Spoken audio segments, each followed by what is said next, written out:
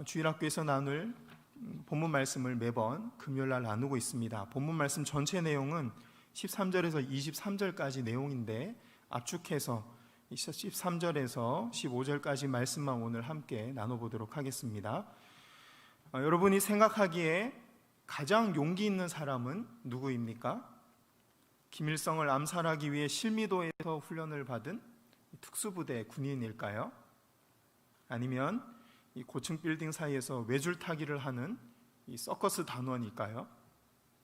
아니면 사회 구조적인 악 때문에 억울한 일을 당한 사람들을 위해서 자기 인생을 제쳐두고 삶을 제쳐두고 그 사람을 변호해주고 위로해주고 돌봐주는 그런 사회 운동가일까요? 저희 집에서는 아이들이 어렸을 때부터 가장 용기 있는 사람은 자신의 잘못을 인정하고 미안해 라고 말할 수 있는 사람이라고 가르쳐 왔습니다. 물론 아이들이 서로 싸웠을 때 서로의 입장을 이해시키고 사과하도록 가르치는 과정에서 자연스럽게 그렇게 말하게 됐습니다. 덕분에 저는 아이들에게 모범을 보여야 하는 입장에 서게 됐습니다. 그래서 제가 아이들에게 약속을 어기거나 지나치게 화를 내거나 하는 경우가 생길 때마다 아이들을 찾아가서 미안하다고 말을 해야만 했습니다. 생각 같아서는 네가 이것도 안 하고 저것도 안 하고 그러면서 뭘 나한테 이걸 해달래? 라고 말하고 싶었지만 아이들이 보고 있었기 때문에 제가 미안해 라고 말을 해야 했습니다. 아이들에게 자신의 죄를 인정하고 사과하는 사람이 가장 용기 있는 사람이라고 가르치긴 했지만 다른 사람들의 잘못은 지적하지 않으면서 자신의 잘못은 철저하게 인정하고 변화시켜 나가는 신앙생활은 정말 어려운 일인 것 같습니다. 그런데 오늘 본문에 나오는 다윗은 그런 삶을 살아냈다고 기록하고 있습니다. 다윗의 위대함은 얼마나 큰 업적을 쌓아 올렸느냐에 있는 것이 아니라 얼마나 회개를 잘 했느냐에 있기 때문입니다. 다윗의 삶을 보면 회개라는 기초 위에 모든 업적이 쌓여 있다는 것을 우리가 역사서를 통해서 확인할 수 있기 때문입니다. 오늘 본문을 통해서 다윗은 어떻게 회개했는지 함께 살펴보도록 하겠습니다. 먼저 우리는 다윗이 누구에게, 어떤 대상에게 회개를 했는지 살펴볼 필요가 있습니다. 이를 통해서 우리가 죄를 지었을 때 어느 대상에게, 누구에게 회개를 해야 할지 알 수 있을 것입니다. 13절 말씀 제가 읽어드리겠습니다. 나단이 다윗에게 이르되 내가 여호와께 죄를 범하였노라 하매 나단이 다윗에게 말하되 여호와께서도 당신의 죄를 사하셨나니 당신이 죽지 아니하려니와 라고 말하고 있습니다. 다윗은 13절에서 내가 여호와께 죄를 범하였노라고 고백하고 있습니다. 하나님께 회개하고 있는 것이죠. 가장 먼저 용서를 구해야 할 대상은 다윗 왕에게 강간을 당하고 남편까지 잃은 우리아의 아내 바세바가 아닐까요? 그런데 다윗은 바세바를 찾아가기 전에 하나님 앞에서 먼저 회개하고 있습니다. 왜 그랬을까요? 첫째, 다윗이 하나님을 경외하지 않고 율법을 어겼기 때문입니다. 하나님이 간음하지 말라라고 율법에 말씀하셨는데 남편이 있는 바세바를 범했고 살인하지 말라고 말씀하셨는데 자신의 죄를 가리기 위해서 충성스러운 장군 우리아를 죽였습니다. 만약 다윗이 하나님을 경외하는 마음을 잘 유지했다면 율법을 어기는 일도 없었을 것이고 강간범과 살인자가 되는 일도 없었을 것입니다. 다윗이 하나님 앞에서 먼저 회개한 두 번째 이유는 하나님의 공의를 가리고 하나님의 얼굴에 먹칠했기 때문입니다. 다윗은 일개 백성이 아니었습니다. 한 나라의 왕이었습니다. 그것도 하나님이 직접 다스리시는 신정국가, 하나님이 정치하고 다스리시는 신정국가 이스라엘의 왕이었습니다. 왕이 죄를 짓는 것과 백성이 죄를 짓는 것은 다릅니다. 똑같은 죄를 짓더라도 그 영향력이 전혀 다르게 나타나기 때문입니다. 어떤 시민이 점집에 가서 점을 보고 점괘가 나온 대로 자기 사업을 운영하고 가정을 꾸리는 것은 한심하다고 평가받을 수는 있겠지만 감옥에 갈 일은 아니겠죠. 하지만 한 나라의 대통령이 점을 치고 점괘가 나온 대로 점쟁이 말대로 나라를 운영한다면 이거는 직무유기고 감옥에 가야 할 일이 되는 겁니다. 높은 지위와 권세가 주어지는 만큼 커다란 책임과 의무가 주어지는데, 지위와 권세는 누리면서 책임과 의무는 저버렸기 때문이죠. 다윗도 마찬가지였습니다. 하나님이 다스리는 나라 이스라엘의 왕으로서 율법이 없는 이방 나라 왕들처럼 강간죄와 살인죄를 저질렀으니 그 악영향은 어마어마한 것이었습니다. 수많은 백성들이 하나님에 대해서 오해하고 죄에 빠지도록 만드는 일이었습니다. 힘을 가진 자들에게는 힘만 있으면 율법이고 뭐고 간에 하고 싶은 대로 막 살아도 되는구나 라는 그런 인상을 주기에, 그런 메시지를 주기에 충분한 행동이었던 것이죠. 반대로 힘없는 사람들에게는 공의로운 하나님이 살아계시는 기는 한 건가? 하나님이 도대체 어디 계신가? 나의 기도를 듣고 계시긴 한 건가? 이대로라면 내 인생에 과연 미래가 있을까? 이런 생각을 하게 만든 것이죠. 더 나아가서는 불신자들이 이스라엘을 향해서 손가락질하며 이렇게 말했을 겁니다. 거봐, 거룩한 나라를 세우네, 공의로운 나라를 세우네 하더니 니네도 별 수 없잖아. 한 나라의 왕이 살인죄를 짓고 강간범이 되다니, 우리도 그렇게는 안 산다. 그 결과 수많은 백성들이 율법을 떠나 죄를 지을 수밖에 없었을 겁니다. 그 결과 수많은 이방인들이 하나님을 여러 우상 중에 하나로 하찮게 여기게 됐을 겁니다. 한마디로 다윗은 하나님의 이름에 먹칠을 하고 만 것입니다. 그래서 14절에 보면 다윗이 여호와의 원수에게 비방할 거리를 줬다라고 말씀하고 있는 겁니다. 눈에 보이는 이방 왕들에게, 이방인들에게, 또한 눈에 보이지 않는 영적으로는 마귀에게 비방거리를 주고 있는 것이죠. 이런 이유로 다윗은 가장 먼저 하나님 앞에서 자신이 지은 죄를 회개해야만 했던 것입니다. 하지만 회개는 눈에 보이지 않는 하나님뿐만 아니라 눈에 보이는 사람에게도 해야 합니다. 우리가 두 번째로 회개해야 할 대상은 피해를 입은 이웃 사람인 것이죠. 이것을 꼭 기억하고 반드시 실천에 옮겨야 합니다. 이것까지 실천에 옮겨야 제대로 된 회개가 되는 겁니다.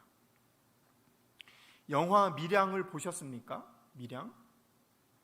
이 영화를 보면 아이를 납치해서 죽인 범인이 감옥에 잡혀갑니다. 그 감옥에 가 있는 범인에게 자기 아이를 잃었던 엄마가 찾아와서 만나는 장면이 나옵니다. 그때 살인자가 자신이 죽인 그 아이의 엄마에게 한다는 말이, 전 감옥에서 하나님 만났어요. 하나님이 저를 다 용서해 주셨어요. 저 여기서 너무 평안하고 행복해요.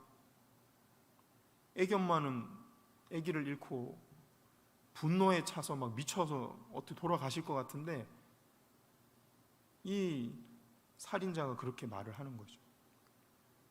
그 살인자가 정말 하나님을 제대로 만난 사람이었다면 죽은 아이 엄마 앞에서 울며 불며 사죄했을 겁니다.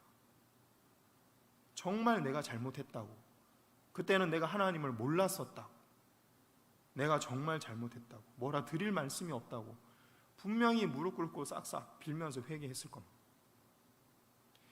밀양이라는 영화는 불신자 이창동이라는 영화 감독이, 그분은 말은 좋게 했지만 진짜 저희는 기독교의 회개와 용서를 잘못 이해하고 하나님의 사랑을 비웃기 위해서 만든 영화입니다.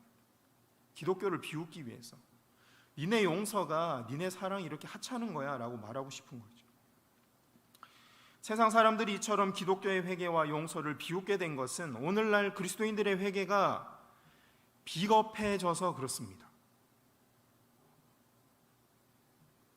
수많은 그리스도인들이 하나님 앞에서 입으로만 회개할 뿐 마땅히 피해를 입은 이웃에게 돌아가야 할 사과나 배상 등의 책임을 지지 않기 때문입니다. 하나님이 우리를 다 용서해 주셨다면서 십자가 은혜 뒤에 숨어서 말로만 회개를 외쳤기 때문입니다. 이게 이런 식으로 회개를 한다면 성경에 왜 속죄 제사가 있겠습니까? 왜 이웃에게 값을 물으라고 하겠습니까? 왜 하나님에게 너희 죄값을 치르는 물건과 돈과 하나님 앞에 제물로 바치면서 제사를 드리라고 속죄 제사를 왜 만드셨겠습니까? 마음만 회개할 뿐만 아니라 시간과 물질과 돈과 모든 걸 써서 제대로 이웃에게 하나님에게 회개를 하라는 것. 이처럼 우리 그리스도인들이 예수님이 자신의 피값으로 주신 용서와 사랑을 가볍게 여긴 덕분에 세상 사람들이 예수님의 십자가의 용서와 사랑을 우습게 여기게 된 겁니다. 예수님은 하나님을 사랑하고 이웃을 사랑할 때 구원받을 수 있다라고 말씀하셨습니다. 하나님과의 수직적인 관계와 이웃과의 수평적인 관계가 모두 회복되고 제대로 작동할 때 너희가 구원받을 수 있다라고 말씀하신 거죠. 이 원리대로라면 회개도 하나님께만 할 게 아니라 내가 피해를 입힌 이웃에게도 마땅히 해야 하는 것입니다. 하나님께만 용서를 구할 것이 아니라 이웃에게 직접 찾아가서 용서를 구하고 배상을 해야 하는 겁니다. 이게 바로 살아있는 속죄 제사가 되는 것이죠. 그래서 다윗은 이런 회개의 심정으로 평생 밧세바와 그의 아들 솔로몬을 곁에 두고 돌봤습니다. 생각해 보십시오. 밧세바를 보고 솔로몬의 얼굴을 볼 때마다 다윗은 자신이 저지른 살인죄와 강간죄가 떠올랐을 겁니다. 또 절기 행사나 나라에 큰 잔치가 있어서 다윗 왕의 가족들이 공개 석상에 설 때마다 많은 백성들이 밧세바와 솔로몬을 보면서 다윗의 죄를 수근수근 됐을 겁니다. 그때마다 다윗의 리더십이 흔들렸을 것이고 다윗의 신앙은 많은 사람들에게 의심을 받을 수밖에 없었을 겁니다. 보통의 왕들이라면 솔로몬과 밧세바를 귀양 보내거나 멀리 다른 곳으로 보냈겠죠. 그러나 다윗은 밧세바와 솔로몬을 죽을 때까지 옆에 두고 돌봤습니다. 또 하나님의 뜻이기는 했지만 죽는 순간에는 왕권을 자기 자신의 그 직계 아들이 아니라 서자였던 솔로몬에게 왕권을 물려주기까지 합니다. 이처럼 다윗이 하나님과 사람 앞에서 철저하게 회개했기 때문에 13절 말씀처럼 하나님으로부터 내가 죽지 않을 것이라 라는 응답을 받게 됩니다. 율법에 따르면 다윗은 2번 죽어야 됩니다. 살인죄를 저질렀죠.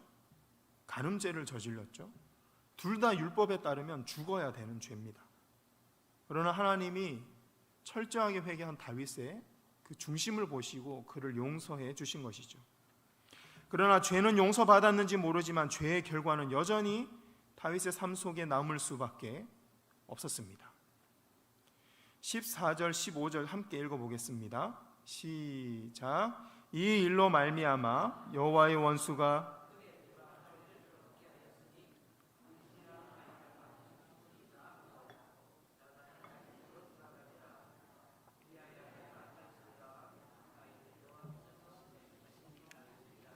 아멘. 여러분 도둑질 해보셨나요? 저만 해봤나요? 어릴 적에 그 동전 넣고 하는 오락실에 너무 가고 싶어서 어머니 호주머니에서 돈을 꺼내다가 걸렸습니다. 어머니가 저를 용서하셨을까요? 용서 안 하셨을까요? 네, 용서했으니까 여기 살아있겠죠? 근데 용서는 해주셨는데 뒤지게 맞았을까요? 맞았을까요? 네, 뒤지게 맞았습니다. 비 오는 날 멋지게 맞았습니다. 왜 때리셨을까요? 네, 사랑하니까. 인간 되라고, 나쁜 사람 되지 말라고. 하나님 앞에서 하는 회개도 마찬가지입니다. 하나님은 우리의 죄는 용서해 주시지만 죄에 대한 결과는 반드시 우리가 짊어지도록 하십니다. 사랑하기 때문에. 오늘 본문에 나오는 다윗도 마찬가지였습니다. 회개를 해서 하나님께 죄는 용서받았지만 죄의 결과와 죄의 열매는 고스란히 다윗과 그의 자녀들이 짊어져야만 했습니다. 하나님이 다윗에게 내리신 징계와 저주의 내용이 오늘 본문 앞에 있는 이 10절과 11절에 기록되어 있습니다. 함께 읽어보겠습니다. 시작. 이제 내가 나를 업신여기고 햇사람 우리아의 아내를 빼앗아 내 아내로 삼았은즉 칼이 내 집에서 영원토록 떠나지 아니하리라 하셨고, 여호와께서 또 이와 같이 이르시기를 보라, 내가 너와 내 집에 재앙을 일으키고 내가 내 눈앞에서 내 아내를 빼앗아 내 이웃들에게 주리니 그 사람들이 내 아내들과 더불어 백주에 동침하리라. 아멘. 하나님은 다윗에게 우리아의 아내를 빼앗아 내 아내로 삼았기 때문에 내 집안의 칼과 재앙이 떠나지 않을 것이라고 말씀하셨습니다. 또 내가 우리아의 아내를 빼앗았던 것처럼 내 아내들을 빼앗아서 이웃들에게 줄 거라고 말씀하셨습니다. 하나님께서 다윗이 지은 죄에 대한 결과에 대해서 책임을 지게 하시고 징계를 내리신 겁니다. 다윗을 향한 징계의 시작을 알리는 것이 바로 밧세바와 다윗 사이에 태어난 첫째 아기의 죽음이었습니다. 오늘 보면 15절에서 하나님께서 아기를 치셨다라고 나와 있습니다만, 이것은 단지 그 아기 하나를 친 것이 아니라 하나님께서 10절과 11절에 예언하신 다윗 가문을 향해서 내가 재앙을 내리리라고 말씀하신 그 재앙의 시작이 바로 이 아이의 죽음이었던 것이죠. 한편 다윗에게 있어서 자기 자녀와 가문에 끊이지 않고 일어나는 재앙들은 자신이 죽는 것보다 더 고통스러운 일이었을 겁니다. 하나님이 다윗의 목숨을 살려주기는 하셨지만 죽는 것보다 더 고통스러운 일을, 그런 벌을 내리신 것이죠.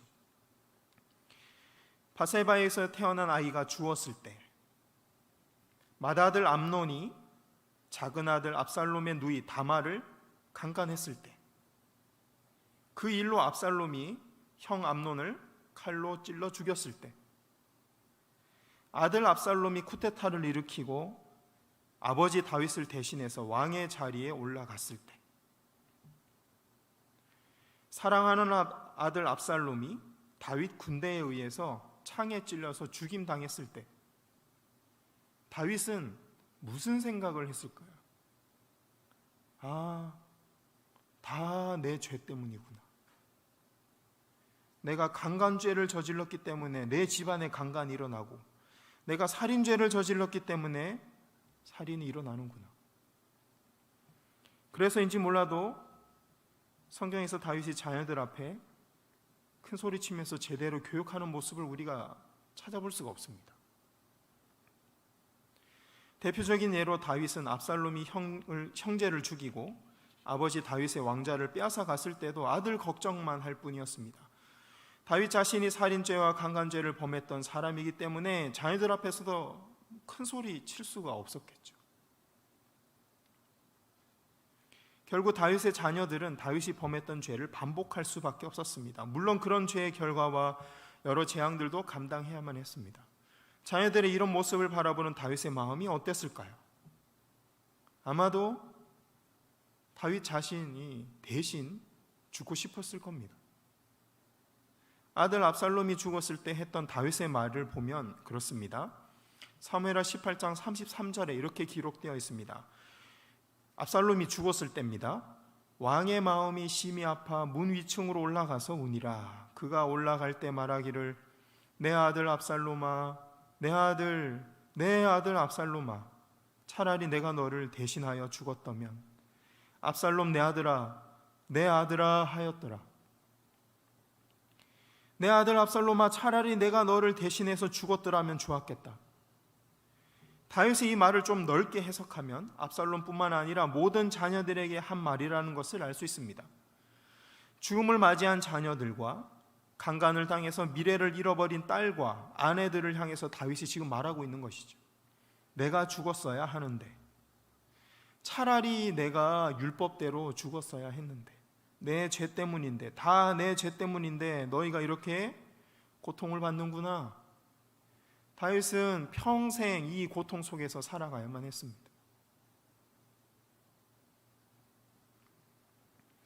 사랑이 많으신 하나님은 왜 이토록 큰 벌을, 무자비한 벌을 다윗에게 내리셨을까요? 첫째, 하나님이 다윗에게 오랫동안 회개의 기회를 주셨지만 다윗이 돌이키지 않았기 때문입니다. 오늘 본문을 보면 밧세바가 다윗의 아이를 낳습니다. 다시 말해서 다윗이 범죄한 후 적어도 10개월 이상 약 1년간의 시간이 흐른 것입니다. 그렇게 오랜 시간이 흘렀음에도 불구하고 사무엘하 12장 전체를 읽어보면 다윗은 다른 사람의 죄는 지적하고 볼 줄 알면서도 자기 죄는 깨닫지 못했고 회개하지 않습니다.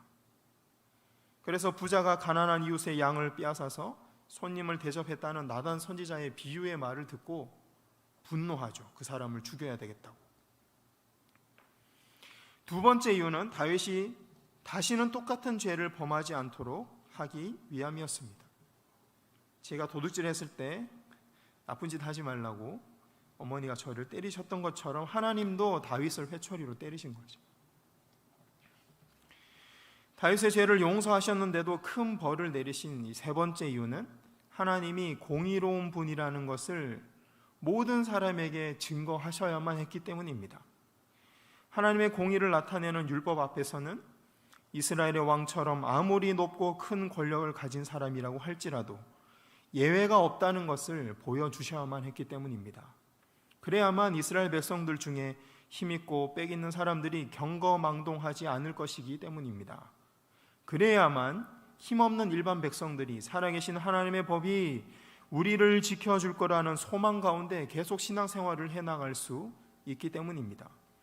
그래야만 이스라엘 백성 전체가 수많은 이방 나라들 사이에서 그들만의 거룩성을 유지할 수 있었기 때문입니다.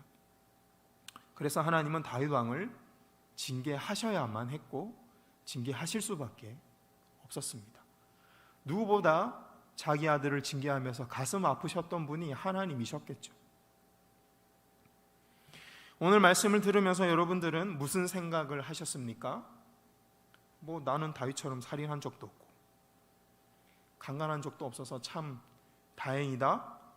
그런 재앙이 나와는 상관없겠지라고 생각하고 계신지도 모르겠습니다. 그러나 그렇게 간단한 문제가 아닙니다.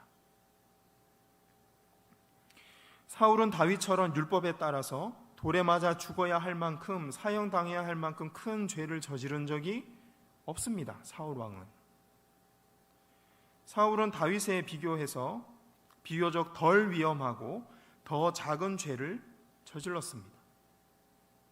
그런데도 불구하고 사울 왕은 하나님께 버림받고 죽임당한 왕으로 역사에 기록되었고 다윗은 위대한 하나님의 사람으로 기록되어 있습니다. 그 이유가 무엇일까요? 이 두 사람을 나누는 기준은 어디에 있을까요? 바로 회개했느냐 안 했느냐에 달려 있습니다. 율법에 의하면 사울은 죽지 않을 만큼의 죄를 지었지만 끝까지 회개를 안 했기 때문에 하나님을 대적하는 사람으로 성경에 기록되었습니다. 반면에 다윗은 율법에 의하면 마땅히 죽어야 할 큰 죄인이었지만 회개했기 때문에 하나님의 사람으로 기록될 수 있었습니다. 다윗은 큰 죄에도 불구하고 회개했기 때문에 사면받은 죄인의 신분으로서 하나님과 계속 교제하며 살아갈 수 있었던 것이죠.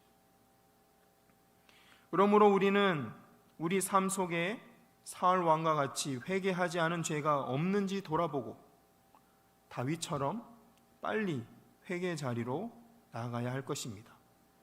그것이 가장 빠른 회복의 길이기 때문입니다.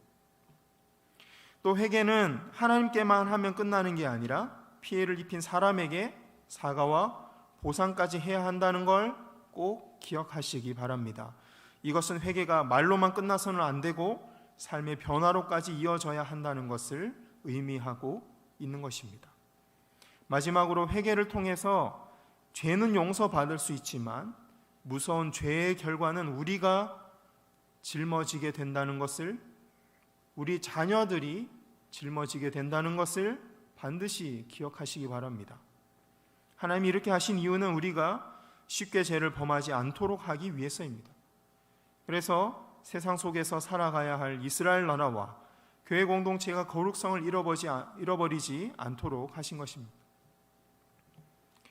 오늘 말씀에서 우리는 다윗의 위대함은 얼마나 큰 업적을 남겼느냐에 있는 것이 아니라 얼마나 제대로 회개하고 자기 삶을 변화시켰느냐에 있다는 것을 확인할 수 있었습니다. 예수 그리스도께서 살인자요 강간범인 다윗의 후손에서 태어나셨다는 것이 바로 그 증거입니다. 다윗 왕에게는 참 미안한 말이지만 다른 한편으로는 오늘 말씀이 참 저에게는 위로가 됩니다.